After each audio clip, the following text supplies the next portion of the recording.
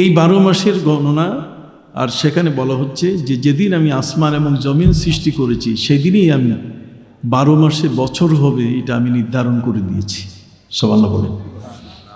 সম্মানিত সুধী, 12 মাসের বছর গণনা আমার প্রিয় নবী সাল্লাল্লাহু আলাইহি সাল্লামের শুভাগমনের আগে সাধারণত তাদের মাঝে, আরবদের মাঝে ছিল না। কাবা ঘরের চতুর্দিকে 360টি মূর্তির পূজা হতো। কয়টা? 360টি মূর্তির পূজা হতো। এবং সেই পূজার সিস্টেম ছিল এই যে আজকের যে মূর্তির পূজা হতো কালকে সেটার পূজা হতো না, কালকে আরেকটা মূর্তি, তৃতীয় দিনে তৃতীয় নম্বর আরেকটা মূর্তির, এইভাবে 360টি মূর্তির পূজা যখন সমাপ্ত হতো, শেষ হতো, তখন আরবের মুশরিক যারা, আরব সমাজের মানুষ যারা, তারা গণনা করত যে 360 দিন হয়ে গেছে, 360টি মূর্তির পূজা হয়ে গেছে, অতএব একটা বছর পূর্ণ হলো। একটা বছরের হিসাব তারা গণনা করত মূর্তির পূজা দিয়ে। কথা বুঝতে পারছেন? যেই মোহাম্মদিয়া আলিম মাদ্রাসার সামনে আজকে প্রাঙ্গণে মাহফিল হচ্ছে, এখানকার শ্রদ্ধেয় প্রিন্সিপাল, ভাইস প্রিন্সিপাল, শিক্ষক মণ্ডলী, আসাদুজা ইকরাম, এর পরিচালনা পর্ষদের যারা আছেন, আমি তাদের প্রতি শ্রদ্ধা নিবেদন করে বলতে চাই, এখানে যে আলিমরা আছেন তারা পবিত্র কোরআন মজিদ তেলাওয়াত করেন। কি বলেন, ঠিক কিনা? সম্মানিত সুধী, মুসলমান মাত্রই পবিত্র কোরআন তেলাওয়াত করেন। আর মুসলমান মাত্রই তেলাওয়াতের সবচেয়ে বড় একটা উল্লেখযোগ্য অংশ হলো সিলেটের এই পুণ্যময় ভূমি। এখানে হযরত শাহজালাল ইয়েমেনি রহমতুল্লাহ আলাইহি সহ 360 জন মহান ওলির আগমন ঘটেছে এবং তাদের দেহ এই জমিনের মাটিতে লাগানো আছে। এই জমিনে পরম্পরায় অসংখ্য লিয়াউলিয়ার আগমন ঘটেছে। সেখানে ফুলতলি দরবারের আল্লামা সাহেব কেবলা ফুলতলি রহমতুল্লাহ আলাইহি প্রতিটি ঘরে ঘরে তিনি এলমে কেরাত, কথা বুঝতে পারছেন?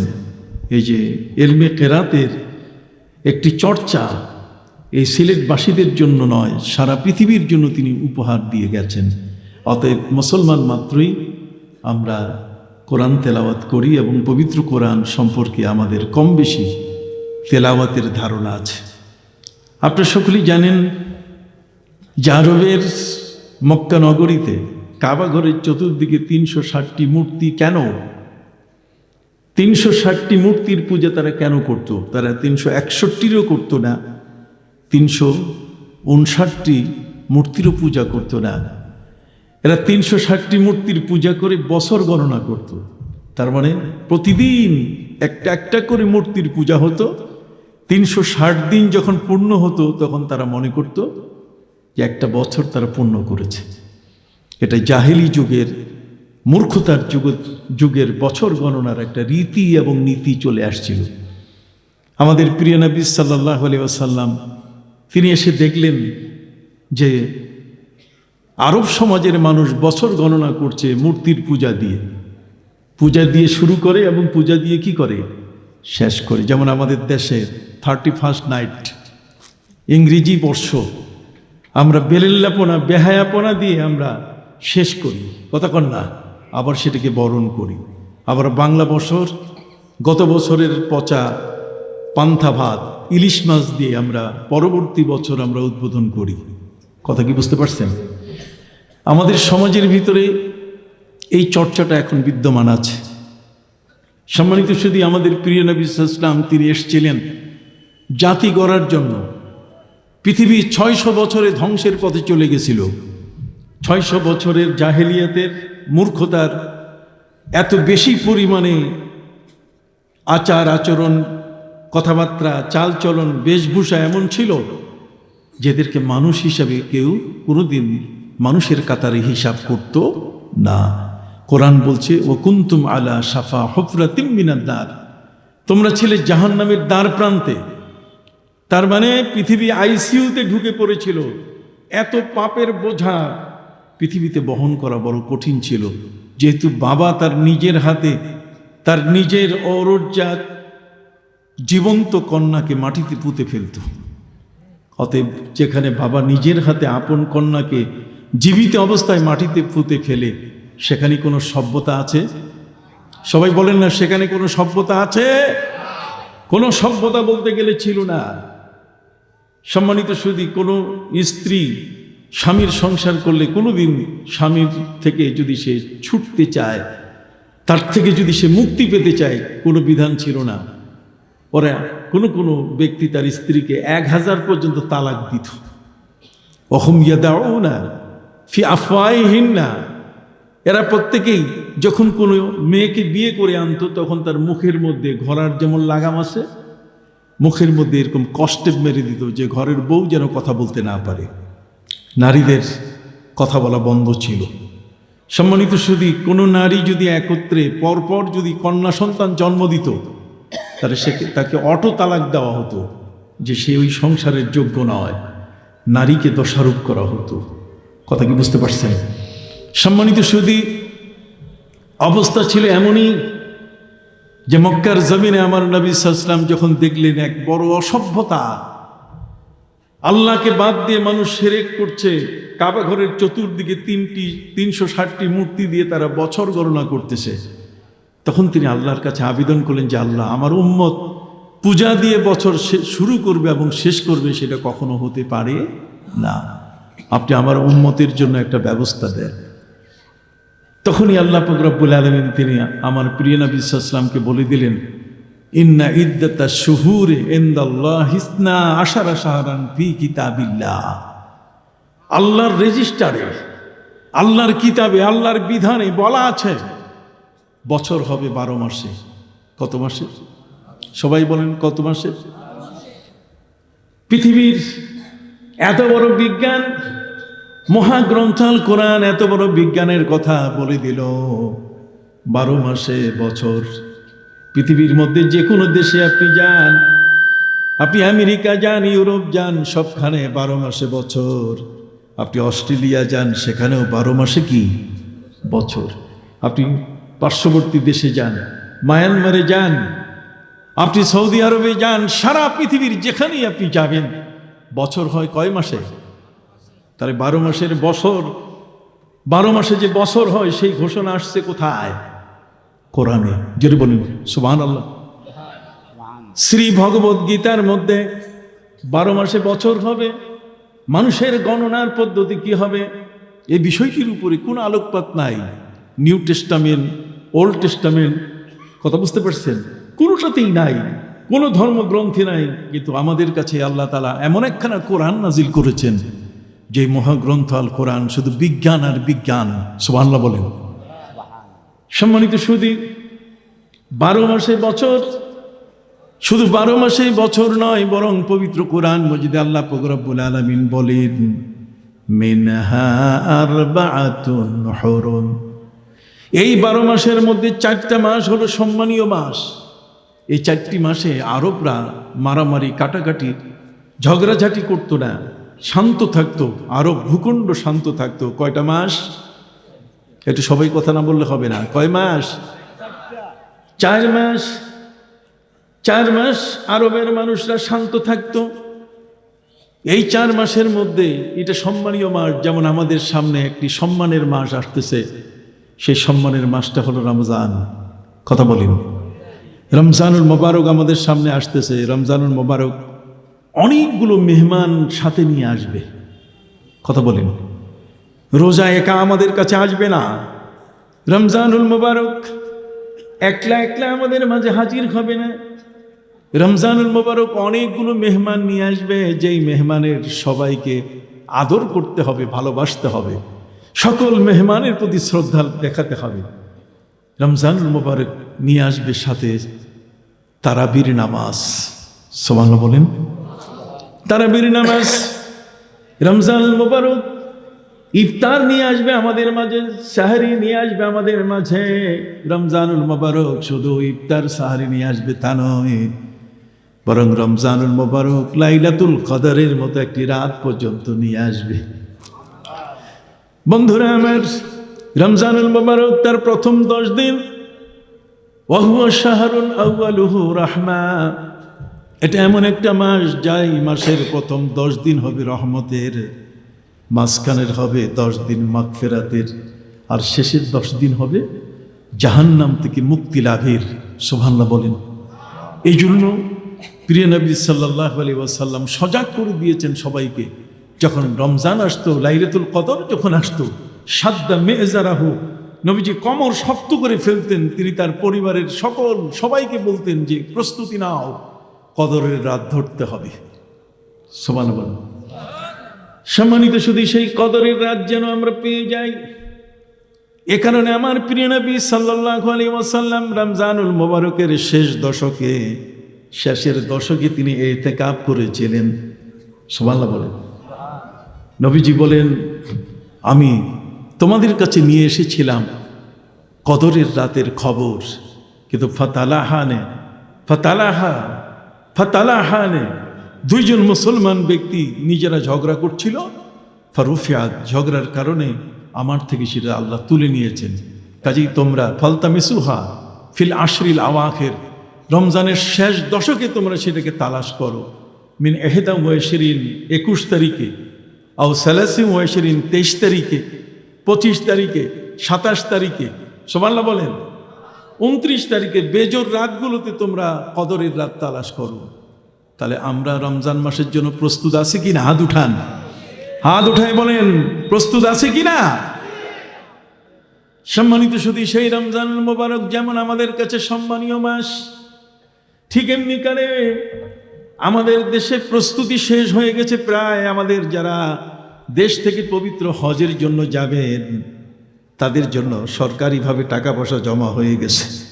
অনেকেই এহরামের কাপড়, 2 প্রস্ত সাদা কাপড় তারা কিনে ফেলেছেন। মক্কা মদিনায় তাদের বাড়ি ভাড়া হচ্ছে, তারা হজ আদায় করবেন। সেই হজের মাসটা হলো এমন একটি মাস, যেই মাস সারা পৃথিবীর সমস্ত মানুষের মধ্যে স্পর্শ করে। রাজা বাদশাহ থেকে নিয়ে চামার মুসি পর্যন্ত এর সাথে জড়িত হয়। কেউ হাজির জুতা বানায় দেয়, কথা বলেন, কেউ হাজির এহরামের পোশাক তৈরি করে, কেউ প্লেনের টিকিট দেয়, কেউ খাবারের ব্যবস্থা করে। সকলেই বলুন আলহামদুলিল্লাহ। আমাদের কাছে যেমন এই মাসগুলো সম্মানীয়, ঠিক অনুরূপভাবে আল্লাহর পক্ষ থেকে আল্লাহ বলছেন, যেদিন আমি আসমান এবং জমিন সৃষ্টি করেছি সেই দিনেই আমি ঘোষণা দিয়েছি যে বছর হবে 12 মাসে। জোরে বলেন কয় মাসে? মিনহা আরবাতুন হুরুম, এর মধ্যে 4টা মাস হলো সম্মানী। 4টি মাসের মধ্যে 1টি মাস হলো একলা, আর বাকি 3টা একসাথে আছে। একলা যেটা, সেটা হলো রজব মাস, যে রজব মাসে আমরা আজকে আপনাদের সামনে কথা বলছি। সুবহানাল্লাহ বলেন। আর বাকি 3টা একসাথে আছে, জিলকদ, জিলহজ, মুহররম। এই 3 মাস এবং রজব মাসে আরবরা কোনো মারামারি, কাটাকাটি, ঝগড়াঝাটি করত না। তাহলে কোরআনের ভাষায় রজব মাস সম্মানী মাস কিনা? আরেকবার বলেন, সম্মানী মাস কিনা? সেই সম্মানী মাসটিতে আমাদের প্রিয় নবী সাল্লাল্লাহু আলাইহি ওয়াসাল্লাম, আল্লাহ তাআলা তাকে তার আরশে আজিমে ঊর্ধ্বাকাশে নিয়ে গেছেন। যে ঊর্ধ্বাকাশে নেওয়ার ক্ষেত্রে ওই সময়কালের যারা কুরেশ, আরবের মানুষ, তারা এটা বিশ্বাস করতে চায় নাই। আরবের মানুষ বলছে, মুহাম্মদ সাল্লাল্লাহু আলাইহি ওয়াসাল্লাম আপনি একটা হাত উপরে উঠান তো। নবীজি বলছেন হাত উঠালাম। কয়বার? দ্বিতীয় হাত উঠান, 2 হাত উঠান, 1 পা উঠান, এরপরে 2 পায়ের উপরে আপনি শূন্যে থাকেন। ওই 2 পায়ের উপরে শূন্যে কিভাবে থাকবো? আরবের সেই কুরাইশ বংশের মানুষেরা প্রিয় নবী সাল্লাল্লাহু আলাইহি সাল্লাম পবিত্র মেরাজ শরীফ করে যখন ফিরলেন, নবীজি বলছেন, কুনতু ইনদাল হাজর, আমি হাতিমের ভিতরে হিজরে ইসমাইলে ওই মুহূর্তে কুরাইশদের কাছে আমি বললাম যে আমি একটা রাতের, এই যে রাতটা গেল, সেই রাতের একটি অংশে, ছোট্ট একটি অংশে আমি আল্লাহর আরশ ঘুরে এসেছি।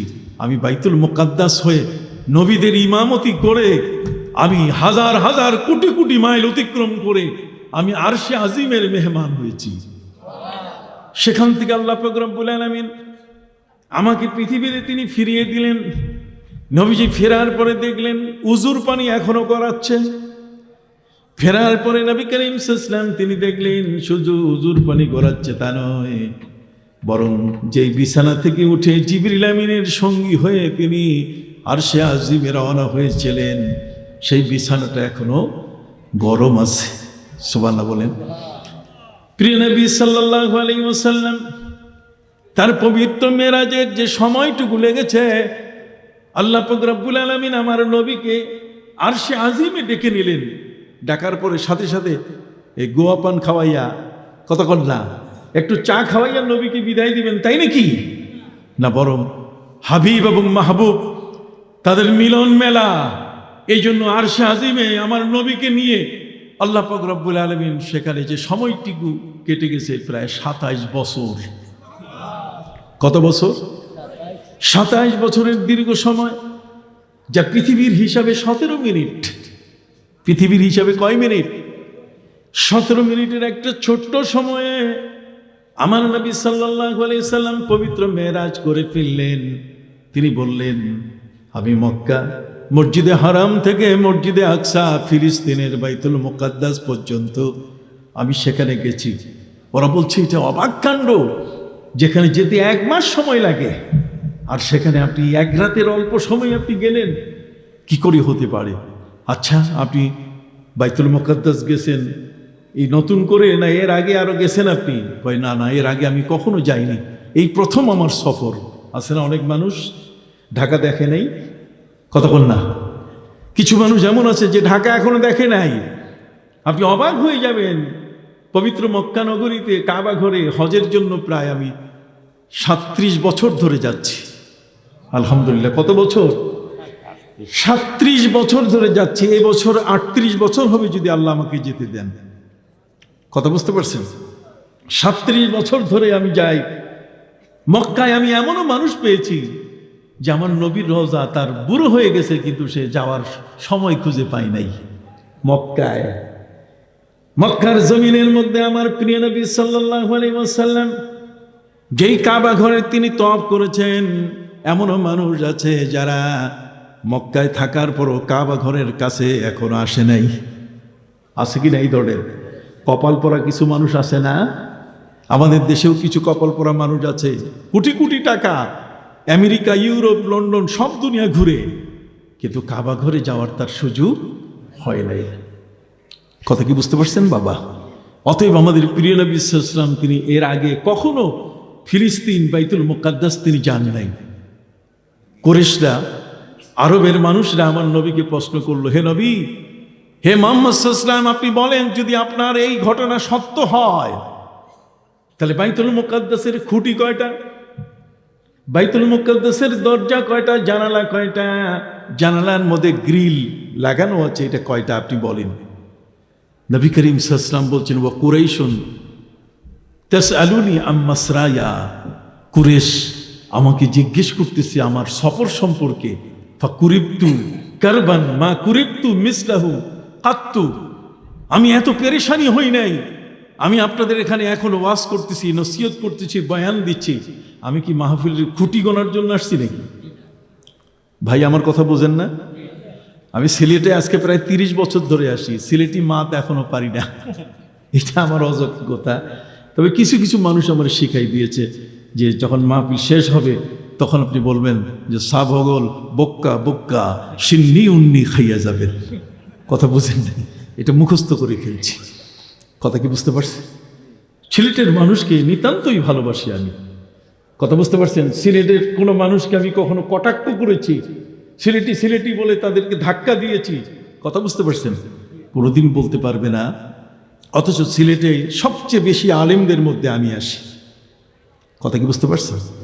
সম্মানিত সুধী, কুরাইশদের, আরবদের বিশাল প্রশ্ন, হে মোহাম্মদ, যদি আপনি ঊর্ধ্বাকাশ ভ্রমণ করে থাকেন তো ঊর্ধ্বাকাশের ঘটনা পড়ে আপনি পৃথিবীর ঘটনাটা বলেন যে বাইতুল মুকাদ্দাসের খুঁটি কয়টা, এই মসজিদের ভিতরে দরজা কয়টা, জানালা কয়টা। নবীজি বলছেন আমি পেরেশান হয়ে গেলাম, আমি অস্থির হয়ে গেলাম। ঠিক ওই অস্থিরতা কাটাবার জন্য আল্লাহ পাক রব্বুল আলামিন আমাকে বললেন যে কোনো ভয় নাই, আমি আপনার সাথে আছি। সুবহানাল্লাহ বলেন। প্রিয় নবী সাল্লাল্লাহু আলাইহি ওয়াসাল্লাম বলেন, ফাকুরিবতু কারবান, আমি বড় পেরেশান ছিলাম, কিন্তু ফারাফাহুল্লাহু ইলাইয়া আনজুরু ইলাইহি, আল্লাহ পাক রব্বুল আলামিন, ওরা প্রশ্ন করে আর আমার চোখের সামনে আল্লাহ তাআলা মসজিদে আকসা বাইতুল মুকাদ্দাসটা সামনে তুলে ধরেছেন। সুবহানাল্লাহ। প্রিয় নবীজি বলেন, মা ইয়াসআলুনি ইল্লা আম্বাতুহুম, তারা এমন কোনো প্রশ্ন করে নাই যে প্রশ্নের আমি উত্তর দেই নাই। ওরা বলছে খুঁটি কয়টা, সাথে সাথে ডিজিটাল আকারে খুঁটির নাম্বার চলে আসছে, আমি দেখে দেখে বলে দিছি।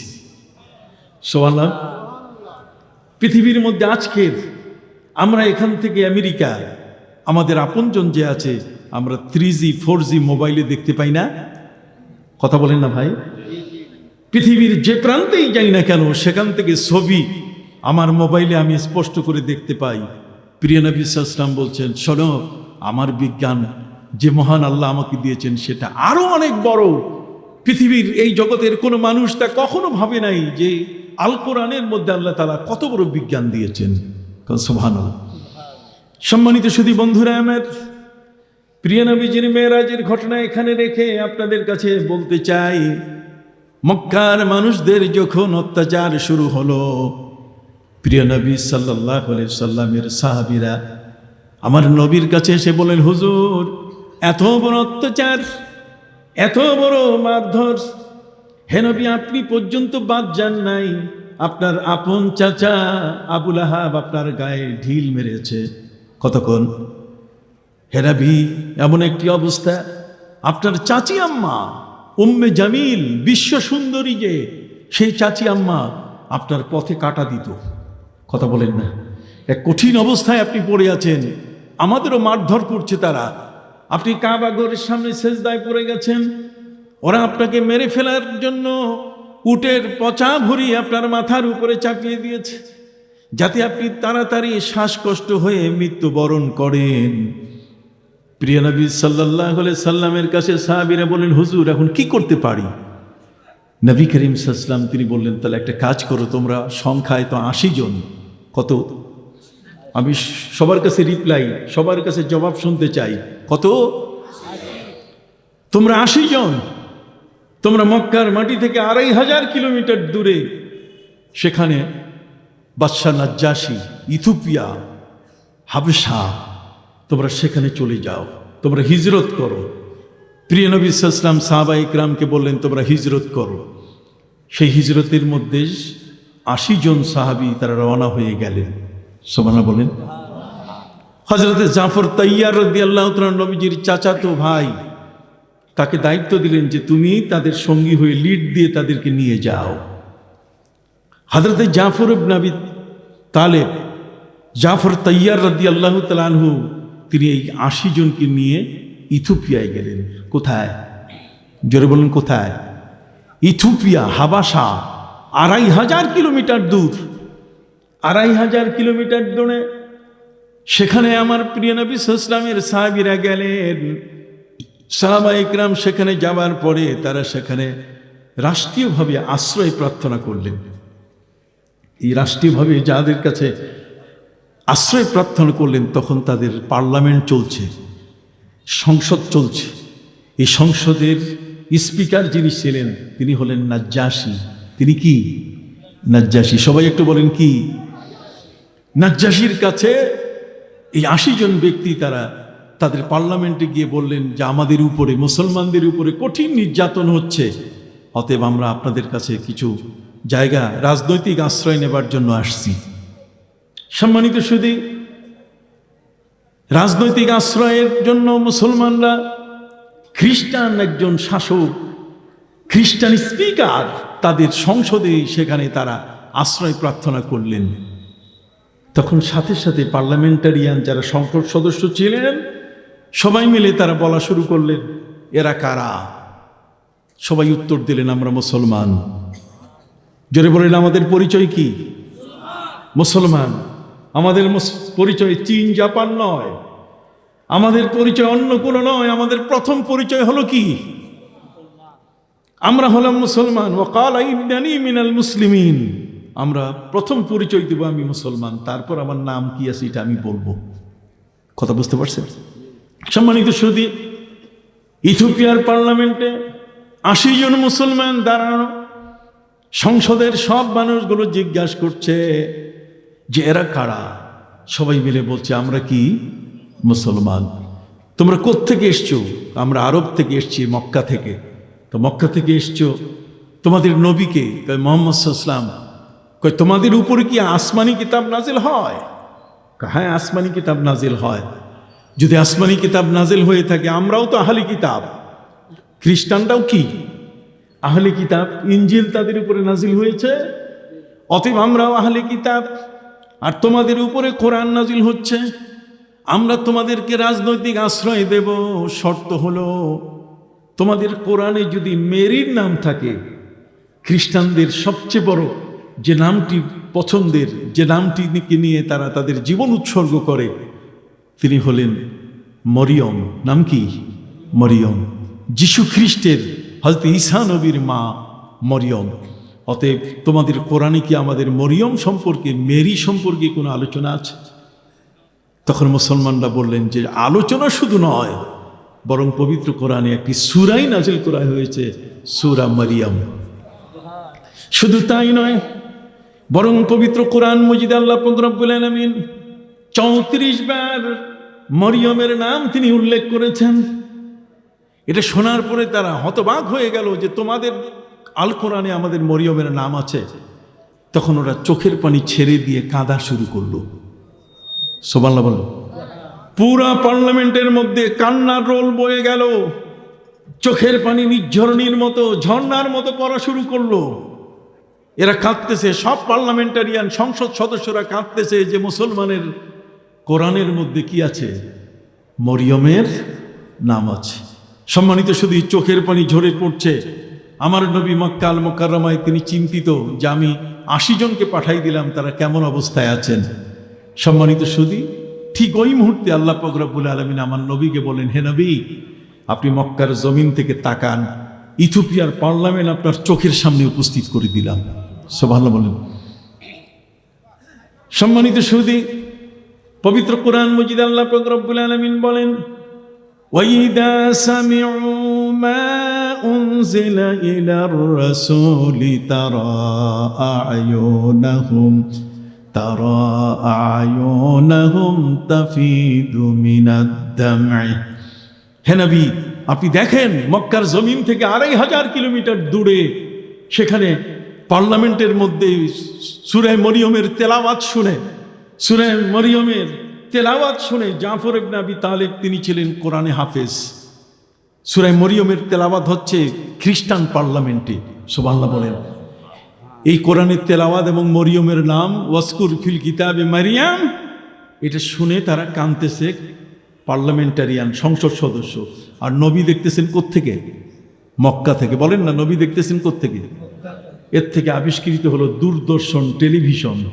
কতক্ষণ টেলিভিশন, পৃথিবীর এই প্রান্ত থেকে যে ওই প্রান্ত দেখা যায়। সম্মানিত সুধী, এই নাজ্জাশী যারা মুসলমানকে আশ্রয় দিয়েছিল ইথিওপিয়ায়, সেই নাজ্জাশী যখন মারা যায়, তার আগে সে মুসলমান হয়ে গেছিল। সুবহানাল্লাহ বলেন। আমার নবীর উম্মত হয়ে গিয়েছিল। নাজ্জাশী মারা যাওয়ার পরে প্রিয় নবী সাল্লাল্লাহু আলাইহি ওয়াসাল্লাম সাহাবায়ে ইকরামকে ঘোষণা দিলেন, শোনো, ইথিওপিয়ার খ্রিস্টান শাসক যে মুসলমান হয়েছিলেন, এই নাজ্জাশী এখন মারা গেছে, চলো তার জানাজার নামাজ পড়ি। নবী মদিনায়। নবী কোথায়? আপনারা আওয়াজ দিচ্ছেন না, নবী কোথায়? মদিনায়। আমার নবী সাল্লাল্লাহু আলাইহি সাল্লাম মদিনায়, আর নাজ্জাশীর লাশ ইথিওপিয়ায়। প্রিয় নবী সাল্লাল্লাহু আলাইহি ওয়াসাল্লাম তিনি মদিনা মুনাওয়ারায় সাহাবায়ে ইকরামকে বললেন, কাতার দাও, এইখান থেকে নাজ্জাশীর লাশের জানাজা পড়ব আমরা। তাহলে আমার নবী সাল্লাল্লাহু আলাইহি ওয়াসাল্লামের মহাবিজ্ঞান। আপনি আজকে মেটোফোনের মাধ্যমে, আপনি 3G মোবাইলের মাধ্যমে পৃথিবীর আরেক প্রান্ত দেখেন, কিন্তু আমার নবী সাল্লাল্লাহু আলাইহি সাল্লাম মদিনার জমিনে সেখানে তিনি জানাজায় দাঁড়ালেন। সহিহ বুখারীর হাদিসের মধ্যে আসছে, আল্লাহ পাক রব্বুল আলামিন ইথিওপিয়া পর্যন্ত যত বিল্ডিং, যত বালাখানা, যত ধরনের গাছপালা, পাহাড় পর্বত সবগুলো সরাই দিয়ে আমার নবী সাল্লাল্লাহু আলাইহি সাল্লামের চোখের সামনে তার লাশটাকে উপস্থিত করেছিলেন। তো সুবহানাল্লাহ। কোন হাদিসের বর্ণনায় আসে যে নবীর চোখের সামনে নাজ্জাশীর লাশ, আর কোন বর্ণনায় এসছে যে প্রিয় নবী সাল্লাল্লাহু আলাইহি ওয়াসাল্লাম মদিনা থেকে তিনি ইথিওপিয়ার নাজ্জাশীর লাশ তিনি দেখতেছিলেন। তাহলে ইসলামের এই মহাবিজ্ঞান পৃথিবীর বিজ্ঞানীদেরকে পথ দেখিয়ে দিয়েছে। কি বলেন ঠিক কিনা? আজকের পৃথিবীর এক প্রান্ত থেকে আরেক প্রান্ত কি দেখা যায়। শুধু তাই নয়, বরং নবীর সাথে যে জীবন উৎসর্গ করেছেন সাহাবায়ে কেরামের মধ্যে হযরতে ওমরে ফারুক রাদিয়াল্লাহু তাআলা আনহু, জুমার দিনে যখন তিনি খুতবা দিচ্ছিলেন, জুমার দিনে খুতবা দানরত অবস্থায় হযরতে ওমর বললেন, ইয়া সারিয়াতু আল জাবাল আল জাবাল, রে সেনাপ্রধান তুমি পাহাড়ের পথ ধরো। হযরতে ওমর মদিনার মসজিদে নামাজ পড়াচ্ছেন, আর মদিনার মসজিদে জুমার নামাজের খুতবা হয় না? কথা বলেন। জুমার নামাজের সেই খুতবাতে তিনি বলছেন, ইয়া সারিয়াতু আল জাবাল আল জাবাল, রে সেনাপ্রধান তুমি পাহাড়ের পথ ধরো, পাহাড়ের পথ ধরো।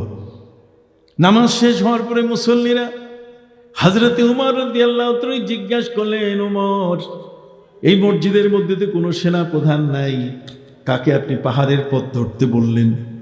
হযরতে উমর রাদিয়াল্লাহু তাআলা বলছেন, আমি যখন খুতবা দিচ্ছিলাম তখন আমার দৃষ্টি এখান থেকে 900 কিলোমিটার দূরে ইরানের সেই নাহাবান এলাকায় আমি দেখতেছিলাম খুতবা দেওয়া অবস্থায় যে আমার সৈন্যরা বিপদে পড়েছে, অমুসলিমরা তাদের উপরে অচিরেই আক্রমণ করে তাদেরকে পর্যদুস্ত করবে, তাদেরকে বিপদে ফেলবে। এই জন্য আমি কমান্ডারকে, যিনি সেনা প্রধান, যিনি চিফ, আমি তাকে বললাম যে পাহাড়ের পথ ধরেন, তাহলে বেঁচে যাবেন। সুবহানাল্লাহ বলেন।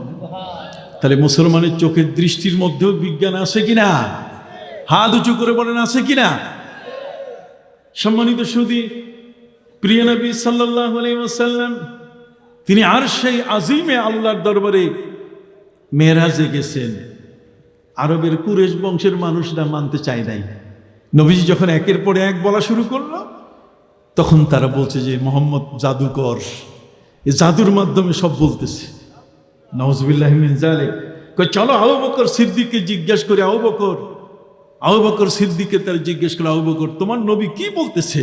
এই এক রাতের মধ্যে বাইতুল মুকাদ্দাস থেকে 50,000 বছর লাগে প্রথম আসমানে উঠতে, কোটি কোটি বছর সময় লাগে সিদরাতুল মুনতাহা যাইতে, সিদরাতুল মুনতাহার পরে আল্লাহর আরশে আজিমে আরো কত খর্ব নিখর্ব সময় অতিক্রম করতে হয়।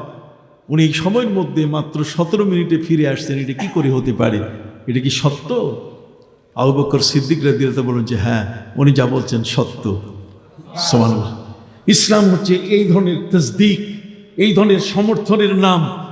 ইসলাম হচ্ছে এই সমর্থনটা আমি যখন করব তখনই আমার ঈমান আছে এই কথা প্রমাণিত হবে। সুবহানাল্লাহ বলে।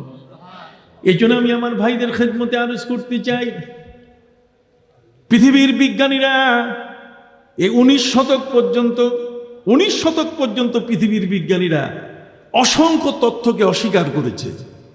তার মধ্যে একটা হচ্ছে মেরাজকে। বিজ্ঞানীরা মেরাজকে মানতে চায় নাই। তার অর্থ হলো এই বিজ্ঞানীরা তারা বলছে এই পৃথিবীর জমিন থেকে 52 মাইল উপর পর্যন্ত এটা অক্সিজেনের জায়গা, এটা বায়ুমণ্ডল।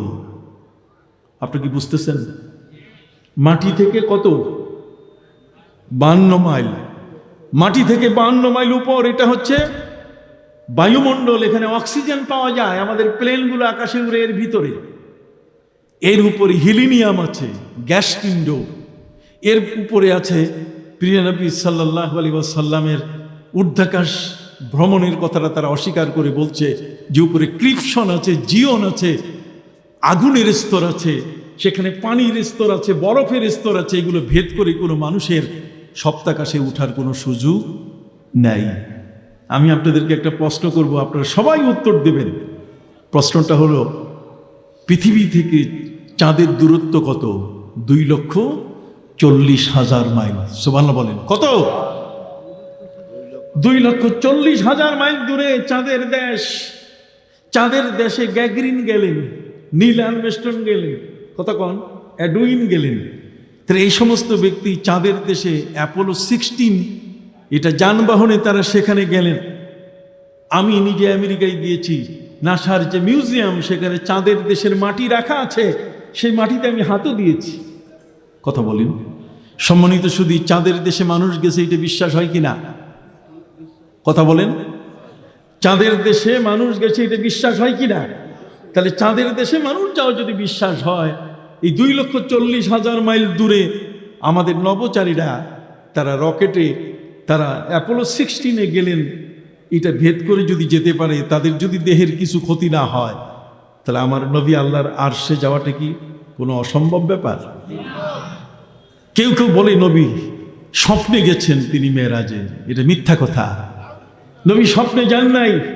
এই 2,40,000 মাইল দূরে চাঁদের দেশে যারা বিজ্ঞানীরা গেছেন, তারা স্বপ্নে ওই চাঁদের দেশে যান নাই, ওরা বাস্তবে গেছে। কথা বলেন সুবহানাল্লাহ। সম্মানিত সুধী, প্রিয় নবী সাল্লাল্লাহু আলাইহি ওয়াসাল্লাম তিনি আকাশে, ঊর্ধ্বাকাশে, সিদরাতুল মুনতাহা, জান্নাত জাহান্নাম সব পরিদর্শন করে আল্লাহর আরশে আজিমের তিনি মেহমান হলেন। আমার আল্লাহ বলছেন নবীকে আমি এত কাছে নিয়ে আসলাম। সুম্মা দানা ফাতাদাল্লা ফাকানা কাবা কাউসাইনি আও আদনা। নবীকে কাছে টানতে টানতে এত কাছে নিয়ে আসলাম। দানা মানে কাছে, তাদাল্লা মানে আরো কাছে, কাবা কাউসাইন মানে 2 ধনুক একসাথে করলে, বাড একসাথে করলে যত কাছে, আও আদনা। আল্লাহ বলছেন নবীকে আরো কাছে আমি নিয়ে আসলাম। আর সে আজিমে আমার নবীকে আল্লাহ নিয়ে দিলেন। আর সেখানে আগুনে নবীর দেহ পুড়ে যাবে। এটা কি হয়? কথা বলেন, হয়? এর আগে ঘটনা ঘটেছে, বাবা আদম মা হাওয়া ছিলেন কোথায়? জান্নাতে। জোরে বলেন, বাবা আদম এবং মা হাওয়া ছিলেন কোথায়? তাহলে জান্নাতের মধ্যে, জান্নাত থেকে আল্লাহ পৃথিবীতে বাবা আদম মা হাওয়াকে নামাই দিয়েছেন কিনা? শ্রীলঙ্কার মধ্যে, শ্রীলঙ্কার পাহাড়ের উপরে বাবা আদম আলাইহিস সালামের পায়ের ছাপ আছে, এদাম স্পট। সম্মানিত সুধী, বাবা আদম আলাইহিস সালাম সে আকাশ থেকে, সপ্তাকাশ, সাত আসমান, সেখান থেকে জমিনের মধ্যে যদি আসতে পারেন মা হাওয়া সহ, তাদের যদি দেহ জ্বলে না যায়, তাহলে আমার নবীর কি দেহ জ্বলবে? কথা বলেন। তারা আগুনের ভয় দেখায় যে আগুনে এই স্তরটা অতিক্রম করা যাবে না। আল্লাহ বলে দিয়েছেন আরে না, আগুন আমার কন্ট্রোলে আছে। আমি ইব্রাহিম নবীর দেহকে যখন নমরুদ ফেলে দিয়েছিল তার অনল কুণ্ডে, অগ্নিকুণ্ডে, তখন আমি আগুনকে অনুমতি দেই নাই যে আমার ইব্রাহিম নবীর একটা পশম জ্বালাবে। সুবহানাল্লাহ বলেন। আল্লাহ পাক রব্বুল আলামিন তিনি আগুনকে নির্দেশ দিয়েছিলেন, কুল্না ইয়া নারু কুনি বারদান ওয়া সালামান আলা ইব্রাহিম। সুবহানাল্লাহ বলেন। আমি বললাম হে আগুন, তুমি আমার ইব্রাহিমের জন্য শীতল হয়ে যাও। সে আগুনের ক্ষমতা ছিল না হযরত নবী ইব্রাহিমের পশম জ্বালাতে। তাহলে আমার নবীর কোনো ক্ষতি করতে পারে? আবার বলেন না পারে। শুধু তাই নয় ভাইরা আমার, পানিরও কোনো ক্ষমতা নাই মানুষের কোনো ক্ষতি করবে। হযরত নবী মুসা আলাইহিস সালামকে আল্লাহ পাক রব্বুল আলামিন ফেরাউনের হাত থেকে রক্ষা করার জন্য তিনি নীল দরিয়ার মধ্যে রাস্তা তৈরি করে দিয়েছেন কিনা? জোরে বলেন। তাহলে পানিরও কোনো ক্ষমতা নাই ডুবায় মারবে, আর আগুনেরও কোনো ক্ষমতা নাই দাহন শক্তি দিয়ে জ্বালিয়ে তছনছ করে দিবে। এটা কি ক্ষমতা আছে? আল্লাহ তাআলা তার হাবিবকে নিচ্ছেন আরশে আজিমে, আর আল্লাহ তাআলা ব্যবস্থা রাখবেন না, এটা হতে পারে না। বরং আল্লাহর ব্যবস্থাটা ছিল এরকম যে একটা ঘড়ির পিছনে যে ব্যাটারি থাকে, একটা ঘড়ি ব্যাটারির সাহায্যে ঘুরে কিনা, কাঁটাগুলো ঘুরে কিনা, বলেন কাঁটা একটার পর একটা টকটক করে ঘুরে কিনা? সম্মানিত সুধী, ঘড়ির পিছনের ব্যাটারি যদি খুলে নেওয়া হয়, কাঁটা যেমন থেমে যায়, আল্লাহ তাআলা তার হাবিবকে আরশে আজিমে নিচ্ছেন। এই জন্য জগতের সব কিছুকে তিনি স্টপ করে দিয়েছেন, জগতের ব্যাটারি খুলে নিয়েছেন। সুবহানাল্লাহ বলেন। অতএব যে লোকটা খাচ্ছে, মুখের কাছে হাত নিয়ে আসছে, এই পর্যন্তই 27 বছর শেষ। কথা বলেন। যে লোকটা সাইকেল পেটেল মারতেছে, বাইক চালাচ্ছে, সে বাইক চালক যেখানে পেটেল মারছে ওই পর্যন্ত স্টপ হয়ে কতদিন গেল? 27 বছর। আপনি জানেন দিনটা পৃথিবীতে যত উপরে উঠবেন দিনও নাই রাতও নাই। জোরে বলেন, দিনও নাই রাতও নাই। অতএব আল্লাহ পাক রব্বুল আলামিন তার হাবিবকে তিনি নিয়ে নিলেন। তিনি সেকেন্ডের মধ্যে নিতে পারেন। আগে আমরা গরুর গাড়িতে চড়ে এক জায়গা থেকে আরেক জায়গায় যেতাম, কি বলেন ঠিক কিনা? আগে আমরা নৌকা চালিয়ে যেতাম, ভেলায় চড়তাম। ভেলা মানে ওই যে কলা গাছ দিয়ে বানায়, আস্তে আস্তে নৌকা হলো, আস্তে আস্তে এটা উন্নত হলো সাইকেল, সাইকেলের পরে চলে আসলো ভ্যান, ভ্যানের পরে আস্তে আস্তে চলে আসলো নাসিমন, কথা কন্যা, এরপর মেক্সি, এরপর আস্তে আস্তে টয়োটা কার, এরপর দ্রুত যান আকাশের প্লেন। এত দ্রুত গতিতে আপনি আমেরিকা যাবেন, এখন আর নৌকায় চড়ে যাওয়ার দরকার নাই। আপনি আমেরিকায় যাবেন, এখন আর ওই ভ্যানে চড়ে যাওয়ার দরকার নাই। বটবট বটবট করে আপনি আপনার ওই যে হুন্ডাতে চড়ে আপনি যাবেন, তাও দরকার নাই। আমার নবীকে আল্লাহ তাআলা আকাশে নিবেন, তার হাবিবকে তিনি কি ভ্যানে চড়ে নিবেন, রিকশায় বসাই নিবেন? কথা বলেন না। নবী আকাশে আল্লাহর মেহমান হয়ে যাচ্ছেন।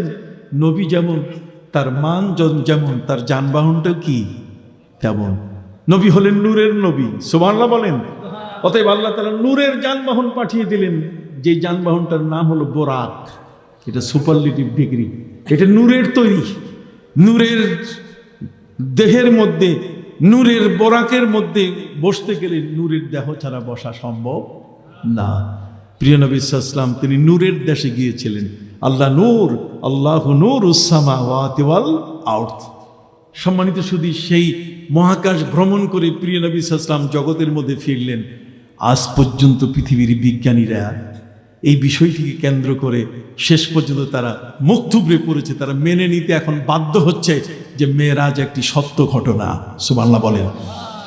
যেই ঘটনাটাকে আল্লাহ তাআলা সুবহানাল্লাযী আসরা বিআবদিহি, সুবহানাল্লাহ বলছেন, মিরাকল, একটা আশ্চর্যজনক ঘটনা। পৃথিবীর কেউ এটাকে সহজে বিশ্বাস করতে চাইবে না। সেই ঘটনার শুরুতে আমার নবী বিছানায় শোয়া ছিলেন। জিবরিল আমিন তাকে ডেকে নিয়ে যখন আমন্ত্রণ পত্র দেখালেন, যখন তিনি জানালেন যে আল্লাহ আপনাকে তার আরশের মেহমান হওয়ার জন্য ডেকেছেন, আপনি উঠেন। নবীজি বলছেন, আমি বিনা উযুতে কি যাইতে পারি? সুবহানাল্লাহ বলেন। নবীজি উযু করলেন, উযু করার পরে উযু শেষ করে ছাদ ফাটিয়ে জিবরিল আমিন নিয়ে গেলেন কাবা ঘরের সামনে, হাতিমের সামনে। সেখানে জান্নাত থেকে সার্জিক্যাল টিম এসে প্রিয় নবী সাল্লাল্লাহু আলাইহি ওয়াসাল্লামের বুকটা চিরে সেখানে ঈমান হিকমত দিয়ে পূর্ণ করে দিলেন। সুবহানাল্লাহ। পবিত্র কোরআন বলছে, আলাম নাশরাহ লাকা সাদরাক ওয়া ওয়াদানা আনকা বিজরাক। প্রিয় নবী সাল্লাল্লাহু আলাইহি সাল্লামের এখানে কলিজা, তার কলবটাকে বের করে জমজম পানি দিয়ে ধুয়ে আল্লাহ পাক রব্বুল আলামিন ঈমান এবং হিকমত দিয়ে পূর্ণ করে দিলেন। এরপরে সার্জিক্যাল টিম বুকটা যেখানে চিরেছে সেখানে সেলাই করে দিলেন। কথা কন না। এই মাত্র একটা রোগী, একজন ব্যক্তি যার বুকটাকে অপারেশন করা হয়েছে, বক্ষ বিদরণ করা হয়েছে, সিনা চাক হয়েছে, কথা কন না, এই যে ওপেন হলো, এই ওপেন হওয়ার পরে আবার সেলাই দিয়ে সেই মানুষটি, সেই মহান ব্যক্তি, তাকে কি সাথে সাথে একটা যানবাহনে উঠানো যায়? কথা কন না। তাকে রেস্টের বিছানায় রাখতে হবে কিনা? কিন্তু আমার প্রিয় নবী সাল্লাল্লাহু আলাইহি ওয়াসাল্লামকে আল্লাহ পাক রব্বুল আলামিন বললেন, নবী এখনই আপনাকে আসতে হবে আমার আরশে আজিমে। তবে নবীগণ অপেক্ষা করতেছেন বাইতুল মুকাদ্দাসে। আমাদের দেশের কোনো মানুষ যদি ডাক্তারের কাছে যায়, ডাক্তার যদি বলে দেন মাথা নিচু করে সেজদা করা যাবে না, সারা জীবন সে চেয়ারে বসে নামাজ পড়ে, মাথা নিচু করতে পারে না। বুক চিরা, এত বড় অপারেশন, আর সেই অপারেশনের একজন রুগী, আমার প্রিয় নবী সাল্লাল্লাহু আলাইহি সাল্লাম, তাকে রুগী বলা যাবে না, ঈমান এবং হিকমত দিয়ে পূর্ণ করে দেওয়া হয়েছে। আজকের বিজ্ঞানী যখন আকাশে নভোচারী হয়ে রকেটগুলো দিয়ে যখন উপরে উঠে, তখন 6 মাস পর্যন্ত তাদের জন্য পেশাব পায়খানার প্রয়োজন না হয়, ক্ষুধার প্রয়োজন না হয়, তাদের দেহের মধ্যে ট্যাবলেট দিয়ে, ইনজেকশন দিয়ে দেহটাকে প্রস্তুত করা হয়। কি বলেন, ঠিক না? আবার আল্লাহ তার নবীকে আরশে আজিমে নিচ্ছেন, প্রস্তুতি দিবেন কিনা? সুবহানাল্লাহ বলেন। প্রস্তুতির বিষয় আছে কিনা? এই জন্য তার সিনা চাক করা হলো। হযরত আনাস ইবনে মালিক রাদিয়াল্লাহু তাআলা বলছেন, আমি 10 বছর নবীর খাদিম ছিলাম। এই 10 বছরে আমার নবী সাল্লাল্লাহু আলাইহি ওয়াসাল্লামকে আমি গোসল দিয়েছি। সেই গোসলের মধ্যে আমি সবচেয়ে বেশি লক্ষ্য করতাম নবীর বুকের সেই সেলাইয়ের দাগটা। সুবহানাল্লাহ বলেন। অথচ এক মৌলবী এখন বক্তৃতা দিয়ে বলছে যে না, নবীর সিনা চাক করা হয় নাই, শক্কে সাদার, তার সিনা চাক করা হয় নাই, এগুলো সব মিথ্যা কথা। প্রিয় নবী সাল্লাল্লাহু আলাইহি সাল্লামের সিনা চাক হওয়া সম্পর্কে কোরআন স্পষ্ট করে বলে দিয়েছে, হাদিসের মধ্যে আসছে, কিন্তু মৌলবী বক্তৃতায় বলতেছে কি, নবীর সিনা চাক করা হয় নাই।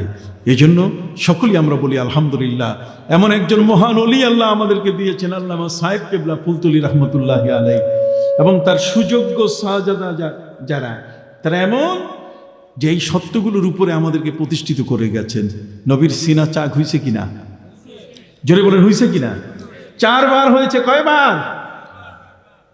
এই 4 বারের মধ্যে নবী যখন ছোট, নবীর বয়স যখন মাত্র 1.5 বছর, দাই হালিমার কাছে যখন তিনি বড় হচ্ছিলেন, তখন আমার নবী সাল্লাল্লাহু আলাইহি ওয়াসাল্লাম তার সেই বোনের সাথে, দুধ বোনের সাথে একটু দূরে গিয়েছিলেন।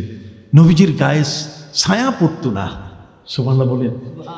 পৃথিবীর বিজ্ঞানীরা অবাক হয়েছে যে গাছের ছায়া হয়, মানুষ যারা আছে তাদের ছায়া হয়, এখানে আপনি দেখেন এই যে লাইট জ্বলতেছে তারও তো একটা ছায়া পড়ে, কিন্তু প্রিয় নবী সাল্লাল্লাহু আলাইহি ওয়াসাল্লাম তার গায়ের কি ছায়া পড়তো না। তিনি নূরের নবী। সুবহানাল্লাহ বলেন। আমার প্রিয় নবী সাল্লাল্লাহু আলাইহি ওয়াসাল্লামের সম্পর্কে দাই হালিমাকে এসে বলা হলো যে ভাইয়াকে একজন ব্যক্তি এসে মাটিতে শোয়াইয়া তার বুকটা ফেরে রক্ত বের হয়েছে, সেখানে কি কি জানি করতেছে, চলো, ভাইয়া তো অজ্ঞান হয়ে পড়ে আছে। দাইমা হালিমাতুস সাদিয়া তিনি দৌড়ে যাওয়া শুরু করলেন, গিয়ে দেখেন আমার নবী স্বাভাবিক অবস্থায়, এর আগেই সার্জারি শেষ, এর আগেই সিনা চাক হওয়া শেষ হয়েছে।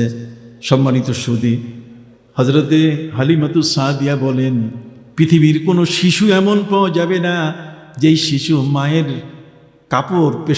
কাপড়ে পেশাব করে নাই, কোলে পেশাব করে দেয়নি, এমন শিশু খুঁজে পাওয়া যাবে না।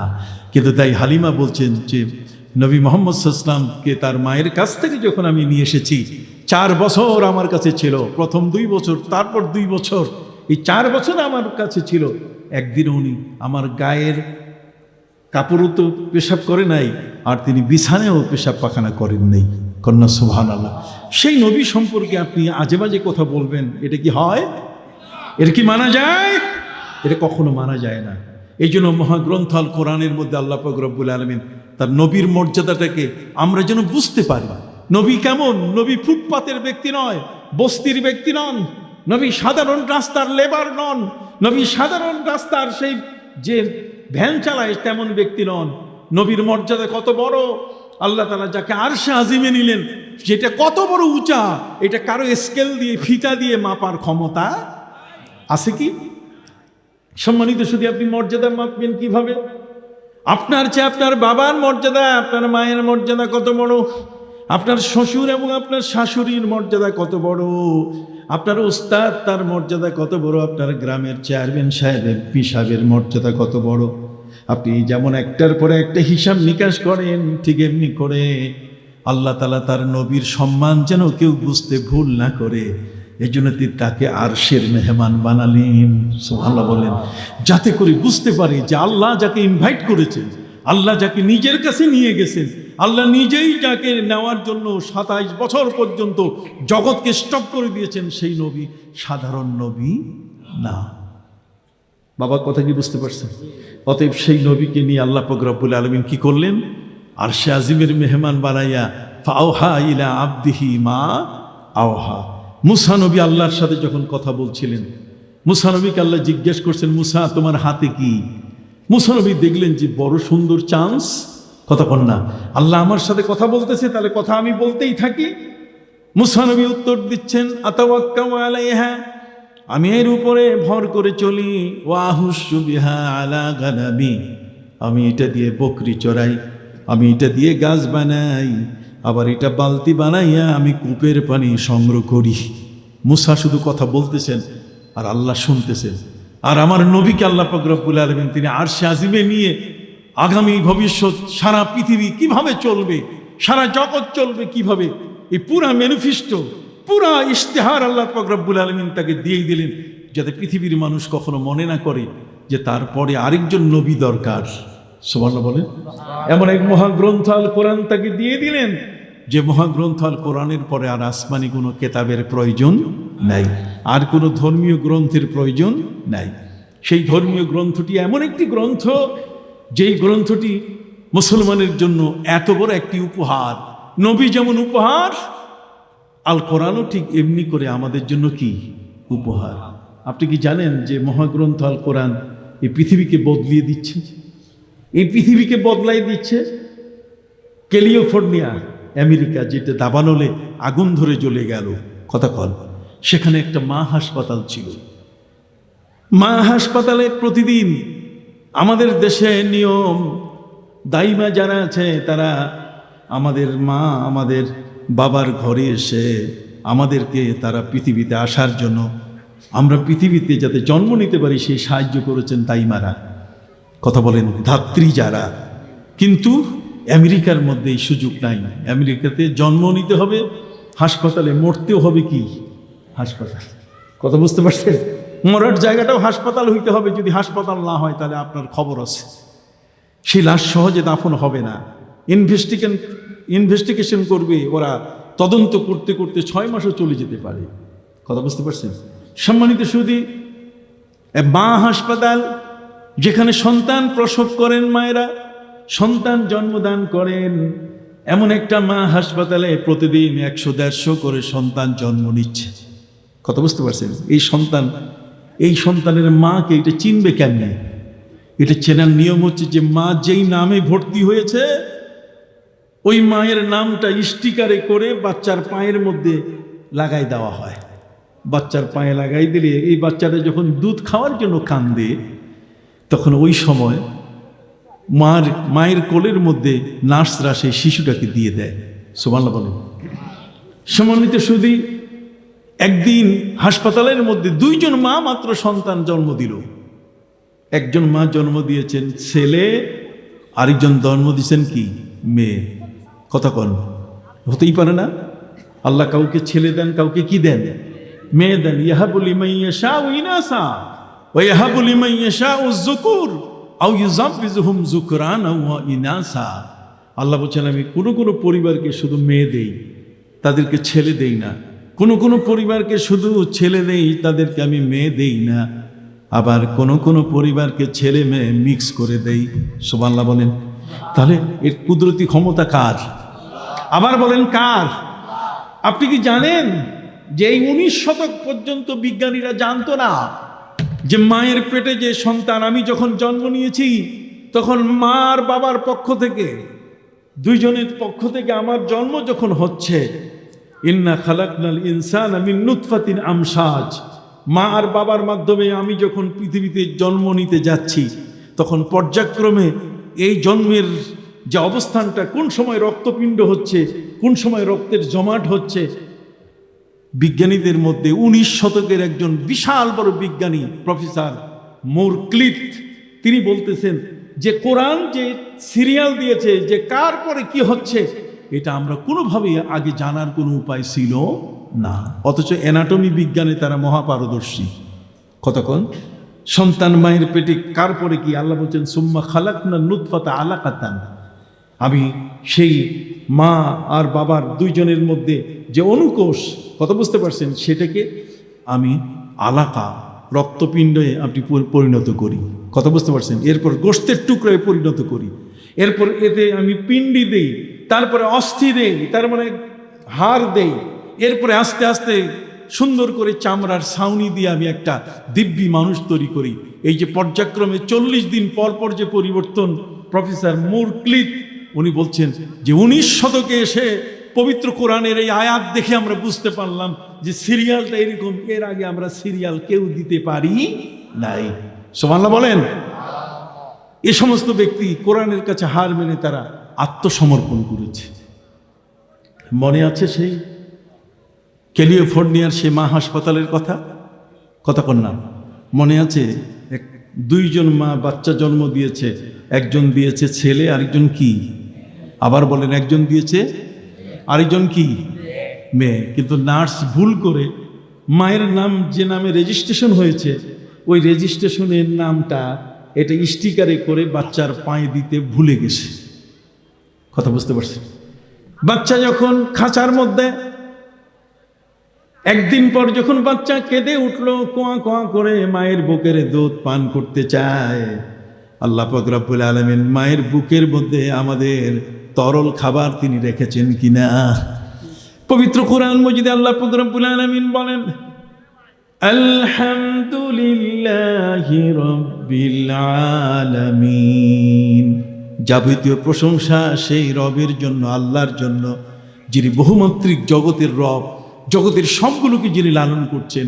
একটা শিশু জন্ম নেওয়ার 7 মাস আগের থেকে মায়ের বুকে আল্লাহ তাআলা সেই শিশুটির খাবার গরম করতে থাকেন।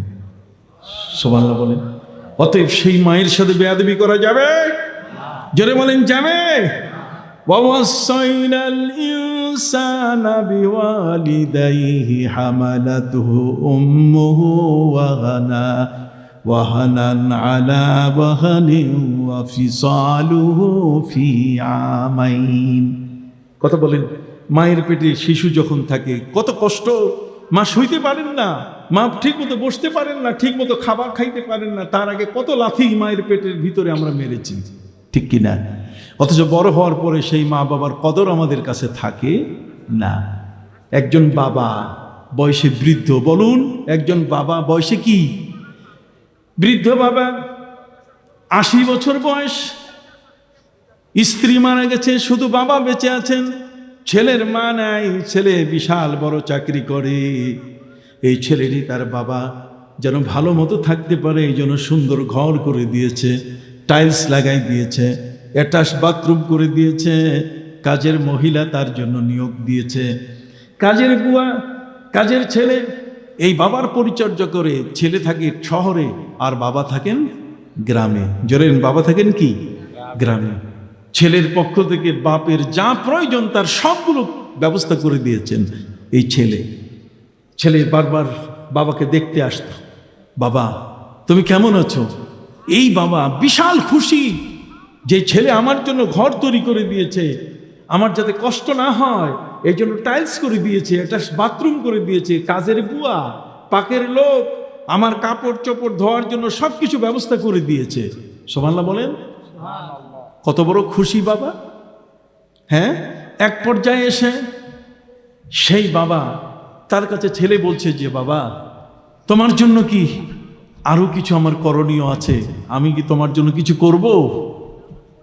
বাবা বলছে তুমি তো অনেক কিছু করেছো, কয় তোমার যদি কিছু মনে চায়, আরো কিছু যদি চায় তাহলে আমাকে কইও, কারণ ছেলে তো ভালো চাকরি করে, টাকা পয়সার কোনো অভাব। আমার কথাগুলো কি বুঝতেছেন আপনারা? টাকা পয়সার কি অভাব নাই। বাবাকে জিজ্ঞেস করছে তোমার যা মন চায় আমাকে কইও। বাবা তো আগের থেকেই খুশি, কোনো কিছু ত্রুটি রাখে নাই তার এই শিক্ষিত ছেলেটি, এই চাকরি ছেলেটি। এক পর্যায়ে এসে বাবা বলে উঠলো যে হ্যাঁ তোমার কাছে আমার একটা কথা আছে, সেটা হলো আমার একটু ওই আপেল খাইতে মন চাইতেছে। ছেলে বলতেছে বাবা এটা একটা খাওয়া হইল, তুমি যদি সুন্দরবনের হরিণ চাইতে তাহলে আমার জন্য কষ্ট হইতো, কিন্তু এটা তো বালাগঞ্জের বাজারে, ইলিয়াসপুর বাজারে, কথা কন না, এটা তো ওই তাজপুর, গোয়ালা বাজার, সব জায়গায় অ্যাভেলেবেল, এগুলো বড় বড় খাঁচি ভর্তি ভর্তি পাওয়া যায়। বাবা আমি তোমার কাছে এনে দেব। এক খাঁচি ভর্তি আপেল বাবার কাছে এনে দিয়ে বলছে বাবা এটা এখন খাও। বাবা বলছে যে আমার একটা বড় আশা, এটা খাইতে চাই, ঘরে বসে আমি খাইতে চাই না। কয় কিসে? কয় যে ছোট টিলা আছে, কথা কন না আপনাদের এখানে এই সিলেটের মধ্যে টিলা আছে কিনা? কয় টিলার উপরে বসে সেখান থেকে বসে বসে আমি চতুর্দিকে দেখবো আর খাবো। কয় ঠিক আছে বাবা। হাতের মধ্যে ঝুড়ি নিয়ে, আপেলের ঝুড়ি নিয়ে বাবাকে কাঁধে করে সেই টিলার উপরে উঠালো, সেখানে বসাই দিল, আর ঝুড়ি সাথে দিয়ে বলছে যে বাবা তুমি এখন খাও। 80 বছরের বুড়া মানুষ, ব্যালেন্স কি ঠিক আছে? জোরে বলেন। 80 বছরের বৃদ্ধ মানুষ, তার ব্যালেন্স কি ঠিক আছে? হাত এমন ভাবে লাগছে যে পুরা আপেলের ঝুড়ি উল্টাই গেছে, সমস্ত আপেল উপর থেকে গুড়গুড় করে নিচে চতুর্দিকে ছড়িয়ে পড়েছে। সম্মানিত শুধু ছেলে তার বাবাকে বলছে যে বাবা, হ্যাঁ তকবীর দিয়ে দেন, তকবীর দিয়ে দেন।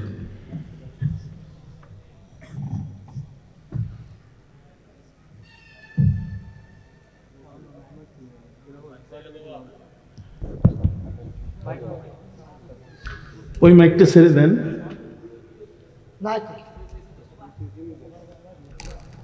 হ্যাঁ হ্যাঁ হয়েছে।